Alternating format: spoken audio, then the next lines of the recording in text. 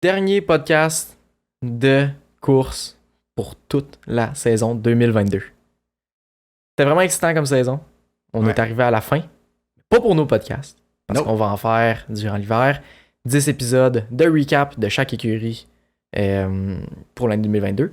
Puis après ça, c'est ça. On va essayer aussi d'introduire l'aspect vidéo maintenant dans nos podcasts. Fait qu'on va s'équiper pendant bientôt, dans le fond, les prochaines semaines. Puis on va essayer de vous faire quelque chose. Un beau petit visuel. Yep, exactement. Voir nos têtes. Plus intéressant sur les plateformes comme YouTube, etc. Je sais que sur Spotify aussi, tu peux mettre les vidéos maintenant. Maintenant, oui, ce qui est assez incroyable. Mais, bref, fait que très excitant. Une dernière course en vente. C'est un débrief de la dernière course, mais on parle aussi des actualités qu'il y a eu d'ici ce temps-là parce qu'il y a beaucoup de choses qui sont sorties. On parle de Ricciardo, Schumacher, de Mercedes, de Red Bull, de Vettel et de plein de choses d'autres. Ouais. On parle aussi du total que le casque à Vettel a rapporté pour la cause. Fait que allez écouter ça, c'est là que ça part.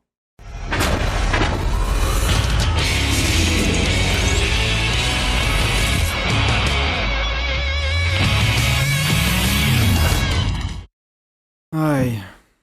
En tout cas, ce qui est sûr, c'est que la course d'Abu Dhabi avait pas mal moins d'événements que celle de l'année passée. Ou celle du Brésil juste avant. Abu Dhabi 2022 sera clairement pas aussi mémorable. Était clairement pas aussi mémorable qu'Abu Dhabi 2021. Mais Abu Dhabi 2022 était un peu comme la version censurée de 2021. Genre c'était pareil, mais en version toute plus soft. Ben c'était pas pareil. Non, c'était pas pareil, mais il y a des choses qui sont arrivées. Ouais. On pourrait se dire, est-ce que c'est vraiment des coïncidences? Est-ce que tu sais pourquoi? Le gars, il clame la conspiration. Ben, moi je pense que oui. Je ne voudrais pas crier au loup, là. Mais je pense que oui. Je voudrais pas crier au loup. Je vais te dire pourquoi. Ouais, vas-y. Je vais te le dire. En 2021, j'imagine que tu te souviens très bien comment que Perez a ralenti Hamilton. Je m'en souviens. Mm-hmm. Hamilton, cette année, a ralenti Perez. Ouais, Perez. L'année passée, c'est-à-dire en 2021, Perez a DNF après avoir ralenti Hamilton. C'est vrai. Cette année, Hamilton a DNF après avoir ralenti Perez, qui a empêché d'aller chercher sa place au Championship. Et qui Perez a empêché Hamilton l'année passée d'aller chercher sa place au Championship. Ah shit, j'avais pas fait cette comparaison-là. C'est extrêmement intéressant. Mm-hmm. Intéressant, hein? Ouais. Hamilton a eu une petite revanche. Ouais. 1 an plus tard. Pas quand sur la personne qui voulait avoir la revanche, j'imagine. Non, mais... c'est ça, parce qu'il s'en fout un peu de Perez. Ben, il s'en fout. Il est très, très proche de Perez. Je pense que c'est des deux amis, en plus. Je pense que oui. Ouais. Ils ont l'air de bien s'entendre. Je pense que oui. Sinon, une autre petite affaire. Latifi a encore crash. Ouais, c'est vrai. Mais ça, c'était un peu à cause de Schumacher, là. Mais... C'était beaucoup à cause de Schumacher. En même temps, Schumacher, il est rentré dedans parce que il allait pas assez vite. C'est vrai! Latifi allait pas assez vite. C'est fou, hein? Mais en même temps, Latifi, après genre 20 tours, il était 15 secondes en arrière du 19e. Ouais, mais tu sais, la personne que Latifi est, je l'aime bien, là. Tu sais, il est vraiment sympathique, puis c'est un bon... Ça semble être une bonne personne, là. Ouais. Mais il y a clairement pas d'affaires en F1. Là, toute la saison, Albon faisait des points, puis lui, il était genre 20 secondes après le 19e. C'est fou. Ça a tout le temps été comme ça. Ouais. Mais tu sais, c'est sûr qu'après tout ce qui est arrivé dans sa carrière, probablement qu'il n'y a pas de confiance en c'est ça. Là, fait qu'il de juste pas vouloir prendre de risques pour pas se planter, tu sais. Bon, on va se dire que la confiance en Formule 1, c'est tout, là. Genre, c'est le plus important, ou en tout cas, le plus important, là. Si t'as plus confiance en ton char et en tes capacités, tu prendras plus de risques. Si tu prends plus de risques, tu pousses plus jusqu'au maximum. Fait que rendu là, autant prendre ta retraite, là. Exact. Parlant de confiance, ça me fait penser. C'était la dernière course de Ricciardo. C'est la dernière course de plusieurs pilotes. Ça, on a déjà discuté dans le race preview d'Abu Dhabi. Si vous l'avez pas vu encore, vous pouvez aller l'écouter. Puis, c'est ça. Ben, tu sais, Ricciardo a terminé son parcours avec McLaren. Oui. Il s'est remplacé par Piastri l'année prochaine. Puis, tu sais, il y en a beaucoup qui disaient que ça lui a causé un manque de confiance, justement, à Ricciardo, là, parce que le char répondait pas un peu comme il voulait. Puis, tu sais, ça fitait moins un peu son style de conduite. Mais là, vu qu'on fait justement le podcast un peu plus tard, on a eu des news cette semaine. Ricciardo a officiellement signé comme third driver, reserve driver chez Red Bull.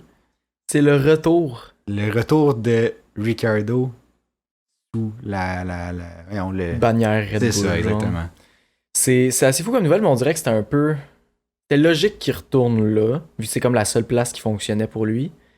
Moi, j'étais un peu surpris. Je suis un peu surpris que Red Bull le reprenne. En même temps, non. Je suis pas surpris qu'ils le reprennent en tant que troisième chauffeur, mais j'ai l'impression que si Ricciardo retourne chez Red Bull, c'est pas pour rester troisième tout le long. Non, je pense que selon ses objectifs à lui, c'est de avoir une place, que ce soit chez AlphaTauri ou chez Red Bull, là, un des deux. Il y en a qui parlent de Red Bull en 2024, après Perez, quand Perez va terminer son contrat. Penses-tu qu'il va se ramasser à la place de Perez quand son contrat va finir? Je sais pas, mais moi, à la place de Red Bull, je ferais comme pas ça, parce que, tu sais, Ricciardo puis Verstappen ont déjà eu des frictions. Mais bon, là, Verstappen a tellement maturé que je pense pas que Ricciardo peut avoir le dessus sur Verstappen. Puis Ricciardo aussi a maturé. Tu sais, veut pas, Ricciardo a maturé dans sa personne, puis je pense qu'il est rendu plus réaliste aussi, de genre, hey, je suis peut-être rendu à la fin de ma carrière. Mm-hmm. Oui, il peut pousser, mais je pense qu'il y a plus un rôle de soutien, mettons. Ouais, exactement. Ouais. Mais en même temps, pourquoi Red Bull l'a repris présentement comme third driver, en excluant tout le fait qu'il pourrait possiblement conduire en tant que deuxième chauffeur ou premier chauffeur chez AlphaTauri, mettons, là, dans les années futures, c'est que Ricciardo, c'est l'image de la F1 à cause de Drive to Survive, vu qu'il est drôle, vu qu'il est charismatique et tout, genre.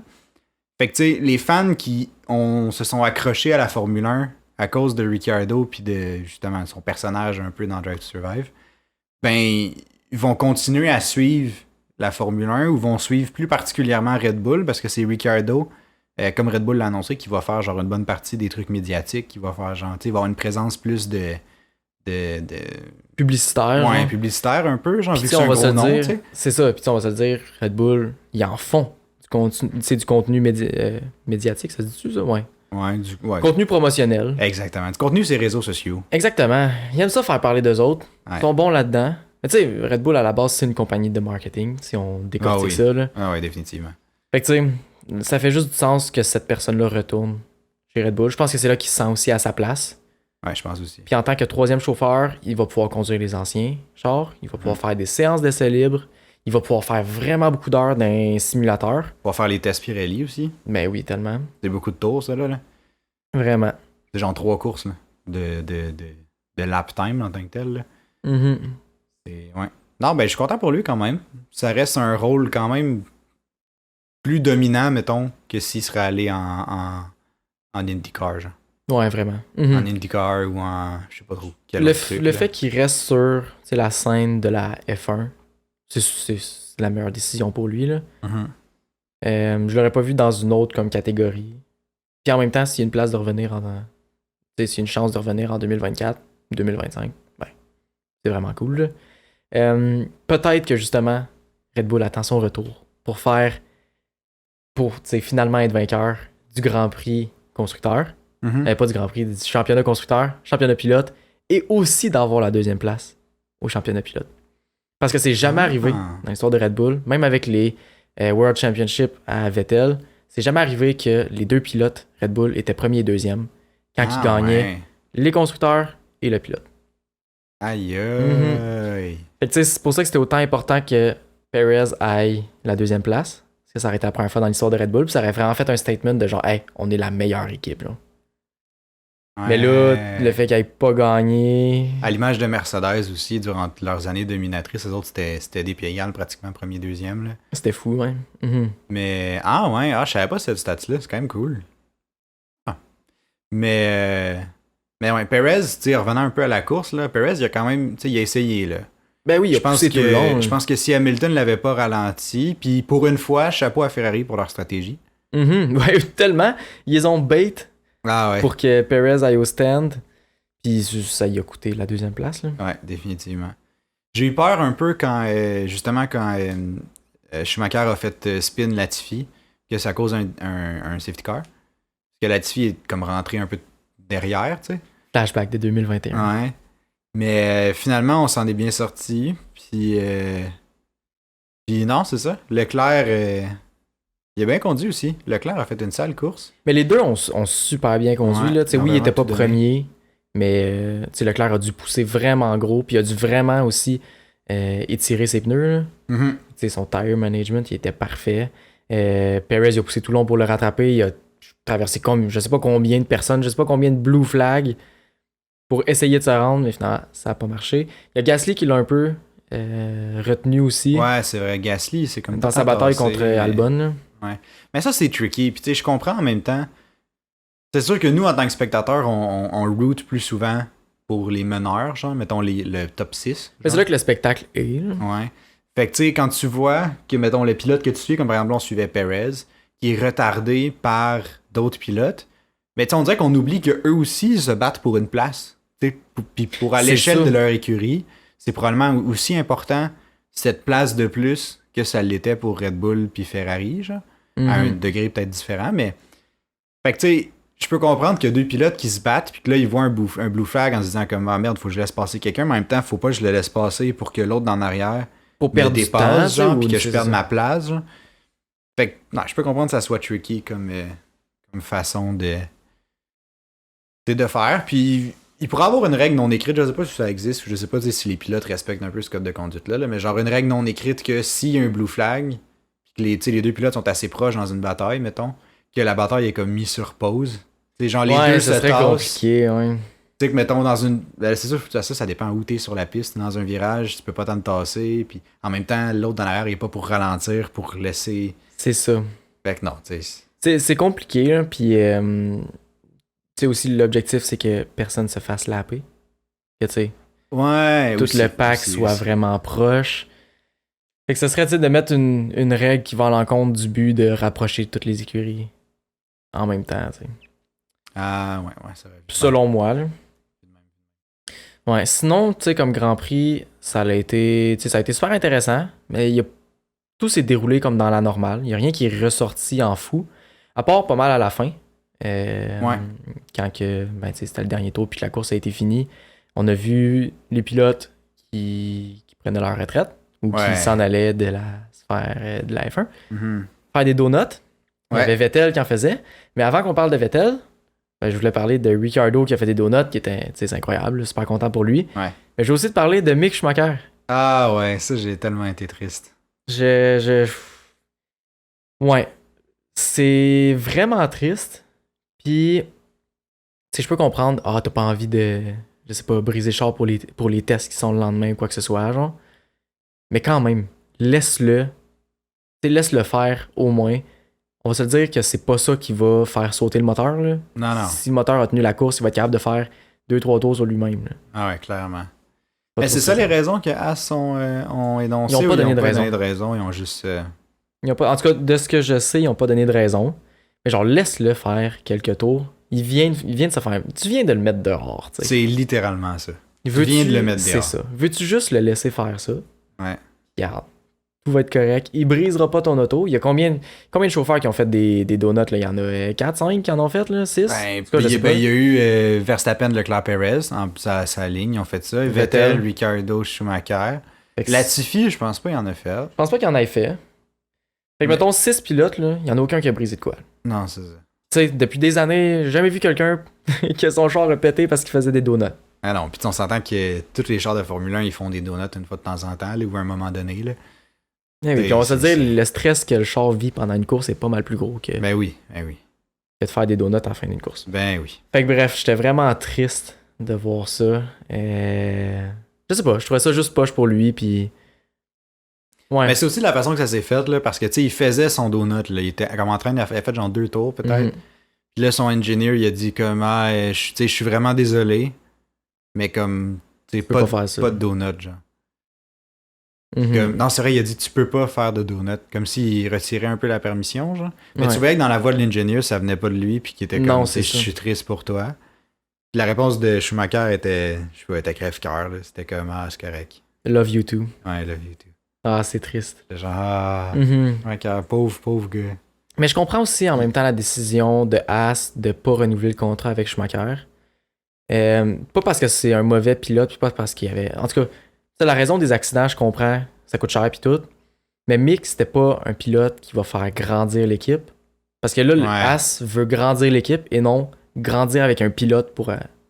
Ils sont pas rendus là encore. Là. Mhm. Fait que là, leur objectif, c'est d'avoir 2 pilotes d'expérience qui sont pas obligés de payer trop cher, qui va faire grandir l'équipe.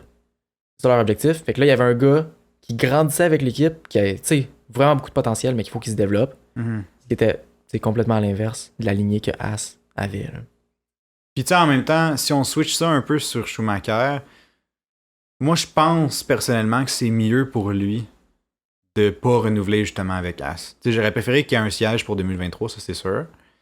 Mais en même temps, je pense pas que Haas c'est une écurie qui aurait pu lui offrir dans un futur comme rapproché. Là.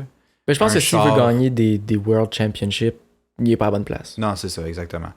Puis tu sais, oui, il a fait beaucoup d'accidents, mais tu sais, ces accidents-là, c'est pas juste des erreurs de pilote, là. Dans le sens que, oui, il y en a probablement que c'est plein des erreurs de pilote, là, définitivement. Mais c'est aussi, tu sais, peut-être le char de Haas était moins bon l'année passée, puis 2 dernières années, mettons. C'est la première année qu'il y a vraiment un char compétitif, tu sais, qui Ouais, peut c'est ça. s'essayer à quelque chose au moins. Mais tu sais, si ton char est instable, puis que tu t'essayes, tu veux le pousser, tu veux faire des trucs, mais c'est sûr que tu vas finir par te planter. Tu sais, si tu compares à Schumacher après ça à comme la Mercedes de la W12, là, ou genre la W11, ça c'est dans un autre monde, mais comme, tu sais, ce char-là était super stable, il était bien équilibré, genre et tout. Tu sais, c'est sûr, tu as moins de chances de te planter dans un char qui répond se bien dans développer. toutes les situations, tu sais. Mhm. Tandis que lui, il essayait de se développer en tant que pilote, puis en plus, il fallait comme qu'il compense pour l'instabilité du char ou genre les défauts que ce char-là avait. Là. Fait que je pense que si, après son année de break en 2023, il peut rentrer dans une écurie qui est comme Aston Martin en montant, genre. Mhm. Ça pourrait être bon. Là. Dans le fond, tout sauf Williams Pias. Ouais, exactement.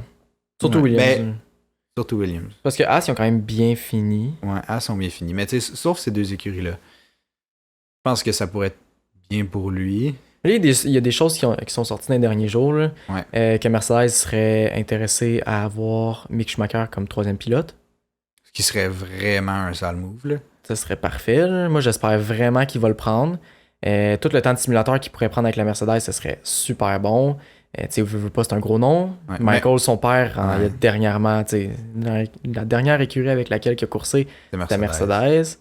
Je pense aussi que l'énergie de l'équipe est fit plus avec lui que Haas. Je pense que oui. Je pense que oui. La manière, la façon de travailler aussi. Fait que je pense que ce serait vraiment un bon fit. À voir ce que ça peut donner. Mais il prendrait de l'expérience là, c'est sûr. Il prendrait l'expérience, puis tu sais, il pourrait conduire un char vraiment performant, puis montrer un peu, tu sais, il match, c'est quoi ses lap time, mettons, comparé à Hamilton, comparé à Russell, tu sais. Puis, je sais pas, peut-être ça peut lui donner comme un genre de vitrine pour 2024. Possiblement, oui. Tu sais, si, je sais pas, les contrats de Ferrari, ils finissent quand, Mais justement, on a des nouvelles là-dessus. mais... Mattia Binotto, en tout cas Ferrari, Ouais. veut re-signer Leclerc rapidement, genre bientôt. Son contrat finit, je pense, en 2024. Il veut le re-signer très bientôt pour pas qu'il ait la chance d'aller vers une autre écurie si jamais Ferrari le déçoit encore, genre. Fait que là, Ferrari partent dans l'optique qu'ils vont encore décevoir leurs pilotes puis qu'ils non, veulent c'est ça. les barrer à l'intérieur rapidement. Ça, c'est vraiment une philosophie, je suis pas d'accord, là. Je suis tellement pas d'accord avec ça. Puis d'un, c'est pas winner comme mentalité, là. Tu sais, si tu pars en te disant comme, on va déjà se protéger au cas où, tu sais, y a personne C'est qui ça. va mettre les efforts pour développer le meilleur char. Tu sais, c'est comme, tu te mets une porte de sortie. Exactement, C'est tu gardes un plan B. exactement ça. Ouais, exactement. Mais tu sais, eux autres, avec leurs 56 000 plans, Ah ouais. c'est un peu à l'image de l'écurie. Puis Toto Wolff a réagi à ça que tu sais, Ferrari a dit. Puis il a dit, bah, moi je le prendrais, Leclerc. Puis Leclerc a répondu que, bah, il serait pas contre d'aller chez Mercedes. Ben, c'est clair. Mhm. Ah, mais imagine Hamilton prend sa retraite, mettons, à un moment donné. Puis là, bang! Leclerc sweep in pour Hamilton. Avec Russell. Avec Russell, hey, c'est un bon duo, ça. Ou encore, ben, tu sais, là, c'est Toto Wolff qui a dit ça. Mais tu sais, Perez va finir son contrat aussi chez Red Bull en 2024. C'est exactement au même moment que Leclerc. Imagine le swap où, genre, Leclerc qui part chez Red Bull avec Verstappen. Ça serait fou. Verstappen, Leclerc ensemble, c'est fort, là. Bon, ça serait un peu triste pour Ricciardo, mais probablement qu'il pourra avoir une place chez AlphaTauri ou autre chose comme ça. Là, mais... Ricciardo chez Mercedes. Ah, ou Ricciardo chez Mercedes. Mais ça, c'est si Hamilton ne re-signe pas un Hamilton multi-year va contract. re-signer, Là. c'est ça qui est fou. Ouais. Mais tu sais, en même temps, à la place de Mercedes, tu veux faire quoi? Tu peux pas ne pas le Tu le signer. mets pas là. dehors, là. Ben non, c'est ça. Je veux dire. Tu sais, le gars, il a du potentiel. C'est lui qui drive l'équipe, c'est lui qui la garde motivée, c'est lui qui, Ouais. qui carry l'équipe, veut pas au niveau moral. Tu sais, je dis pas si cette année, il avait vraiment montré un déclin frappant, Mais genre, ils ont tellement fait de tests sur les chars cette année. Puis compte tenu de ce que la W13 pouvait produire comme performance, ben tu sais, autant Russell qu'Hamilton, les deux ont sorti des très très bons résultats. Là. Ils ont poussé l'auto plus loin que Ouais, je pense qu'ils sont allés chercher le maximum, ben peut-être pas le maximum, là, mais tu sais, la majorité des points qu'ils pouvaient aller chercher dans toutes les situations. Là. Je pense aussi, ouais, on va en parler dans le débrief de la saison de chaque écurie qu'on va faire pour les 10 écuries au fil de l'hiver. Au fil de l'hiver, en attendant la nouvelle saison. Exactement. Puis là, on s'est éloigné vraiment du sujet de la course, parce que c'est censé être le Racing 30 de Abu Dhabi. Puis là, on a pratiquement pas parlé de la course. C'est le dernier sujet qu'on veut parler, là. Et le meilleur. Ouais. Vettel. Vettel? Avant ça, ben ça vient que Vettel. Oui. J'ai trouvé ça beau que, je savais pas que tu pouvais faire ça, mais sur leur volant, les ingénieurs leur ont dit, genre, mettez, je sais pas, position, stratégie Prisma B12, genre, chose de même, je sais pas c'était quoi, là. Prisma B12. Ouais. Puis là, tu mets là-dessus, puis c'était genre une photo de l'équipe, avec Vettel dessus, puis même chose pour Ricciardo. J'étais comme, ah, c'est bien hot. C'est vraiment le fun. Genre, puis là, ça m'a fait penser, genre, imagine, tu peux mettre une photo là-dessus, mais genre, imagine le gars, il se met genre un podcast pendant sa course, genre, ou de quoi de même, avec un petit visuel sur YouTube. Oui, là. il a vraiment le temps de faire ça. Non, mais tu sais, le gars, il va, shit. Ah, il est drôle, lui. Ah, le gars, il écoute il écoute Joe Rogan ou de quoi de même. Le gars, il écoute F1 pas. Clairement. On passe sur tous les chars bientôt. Mais oui. mais non, Vettel, c'était émouvant comme fin, je trouvais. C'était une belle dernière course. Ouais, vraiment. J'étais vraiment content. Tu sais, il a super bien coursé. Ses qualifs étaient super bonnes aussi. Tu sais, oui, la stratégie d'Aston Martin était un peu bof pour lui, là. Mais tu sais, il a super bien rattrapé. Il a eu des belles batailles. Tout s'est bien déroulé. Il a fini la course d'un point grâce à Hamilton qui a retire. Ouais, c'est vrai, c'est cassé. Hamilton s'est sacrifié, je suis sûr que c'était voulu. J'avais oublié qu'Hamilton avait retire. Ouais. C'est la seule course qu'une Mercedes a pas fini la course par bris mécanique de la saison. C'est la seule écurie. La dernière. À la dernière course, c'est fou. Mais Russell l'avait pas fini un moment donné parce qu'il s'était planté. Ouais. Non, et ça, c'est arrivé une couple de fois, là. Même Hamilton à Spa aussi. Tout. Mais le speech que Vettel a fait à la fin, on voit vraiment que il était ému puis que ça lui faisait quelque chose de quitter la Formule 1. Mais on voyait aussi que c'était le bon choix qu'il faisait. Genre. Ouais. Tu sais, il était nostalgique, mais en même temps, il semblait excité par le futur. Genre. Vraiment, ouais, je suis d'accord. Ouais. Non, j'ai trouvé ça bien. Puis c'est un peu, tu sais, je sais qu'on disait que probablement que Vettel allait revenir parce que c'est un sport qui avait tendance à comme, tu sais, réattirer un peu les gens qui prennent leur retraite, là. Parce que veux pas, tu passes d'adrénaline à fond, à genre, tu sais, je sais pas ce que Vettel va faire dans sa vie, probablement clairement moins d'adrénaline que si tu courses en F1. Pas mal sûr que oui. Mais j'ai comme l'impression qu'en écoutant son speech, que comme c'était une décision vraiment réfléchie, puis genre, il était comme, il est rendu là, genre. Ouais, ben je pense qu'il est prêt, je pense qu'il est comme, je veux aller chercher d'autres objectifs de vie ou genre clairer sa bucket list, peut-être, je sais pas. Là. Mais ça faisait quelques années déjà qu'il voulait partir à la retraite, là. Mais c'est sa femme qui le gardait, c'est sa femme qui le poussait, puis qui était comme, continue, tu sais, t'as encore des choses à vivre là-dedans, puis elle avait complètement raison. Ouais, définitivement. Puis ben là, je pense que c'est le bon moment, c'était le bon moment pour lui. Ouais, je pense que oui. En tout cas, on lui souhaite le meilleur, hein. Vraiment. Moi, je vais le suivre. Je le suis sur Instagram maintenant, c'est que je vais suivre ce qu'il fait, ses campagnes de financement et tout. On a vu parlant de campagnes de financement, on a vu les petites photos des fans sur son casque. C'était vraiment le fun. C'était hot, les résultats, pour vrai. Ah ouais. J'étais impressionné. Je sais pas combien. On a oublié de sortir les stats de combien il a récolté. Ouais, ben je vais essayer d'aller voir. Attends, dis-moi ça. Pendant ce temps-là, je vais. Un autre petit sujet qu'on n'avait pas abordé. Oui. Pendant que tu cherches ça, là. Sainz puis Hamilton ont collide, hein, premier tour. Ben, collide. Ils se sont pas rentrés dedans. Mais comme. Mettons, ça a passé proche, là. Là, il y a eu bien du drama alentour de ça en disant comme c'était à qui ce coin-là? Parce que dans le fond, Hamilton était en avant le virage. Il a laissé une porte à l'intérieur, ça je le donne. Sainz a comme semi-dive-bomb à l'intérieur. Quand Hamilton t'arrive pour prendre son coin, dans le fond, ben, il a pas eu le choix que de passer, de couper l'autre coin, puis de taper la grosse sausage curb, puis faire un semi-vol plané à la Alonso. Là. Puis, fait qu'après ça, Hamilton est parti plus loin puisqu'il a quand même gagné un certain avantage, là, veut pas, sur Sainz, là, vu qu'il a coupé le coin. quand il est parti plus loin, là, Sainz était comme c'était mon virage, faut qu'il me redonne la place et tout. Il y a eu une investigation des stewards. Les stewards ont finalement déterminé qu'il n'y avait pas de. D'un, il y avait pas de. Sainz n'avait pas poussé Hamilton en dehors de la piste, puis Hamilton n'était pas obligé de redonner la place. Mais entre-temps, Hamilton a finalement redonné la place à Sainz. Mais là, bref, il y a quand même eu un gros débat sur les réseaux sociaux en lien avec ça. Là. Il y en a qui étaient comme Hamilton fait tout le temps ça, coupe le coin, gagne un avantage, au lieu de se battre pour une position. Puis bref, je sais pas ce que toi t'en penses, mais moi j'ai regardé la vidéo par après, puis j'étais comme, c'est vrai que quand on regarde le virage, quand il commence à tourner, Hamilton est en avant, mais Sainz le passe. Mais c'est ça comme l'affaire. un peu durant le virage. Fait que Moi je pense que les deux j'ai, avaient là, une claim égale sur ce virage-là, puis Sainz n'a pas Je pense laissé de place que à oui. l'extérieur. C'est ça, il est là le problème. C'est que. Moi, ce que je voudrais, c'est que la personne qui vient un peu comme dive bomb à l'intérieur, que c'est correct dive bomb parce que tu sais, veux pas, faut que tu fasses des dépassements, mais que tu es obligé de laisser. Faut pas que la roue extérieure, mettons, du char que Hamilton, dans ce cas-là, avait, qu'elle dépasse pas plus loin que le vibreur. Mhm. Que tu lui laisses une distance de char entre la fin du vibreur et la piste. Mhm. Pour au moins, tu sais, que tu te ramasses pas dans sausage curb pis tout, pis que ton char jump dans les airs, parce que là, sinon, tu dive bomb, l'autre gars, il se ramasse dans les sausage curb, elle revole dans les airs. Ouais, fait s'il quatre bail, tonneaux. dans le fond, parce que tu sais, c'est ce qu'Hamilton a fait. C'est ça. C'était soit il restait là, il essayait de faire le coin, collision, C'est ça. ou sinon il bail, mais là il jump une sausage curb. Fait que tu sais, rendu là, c'est juste que la sausage curb, t'as plus de chances de moins avoir de dommages. Là. C'est assez plus aléatoire si tu rentres dans le gars, mettons. Là. Exactement. Mais tu sais, là, c'est rendu. Tu sais, faudrait qu'il clarifie les règles, mais là, tout le monde interprète les règles un peu n'importe comment. Ouais. On sait pas vraiment, c'est pas clair. Fait qu'il faudrait qu'ils redéfinissent les règles. Je pense que c'est ça qui serait le mieux. Puis, ça serait pas mal plus simple.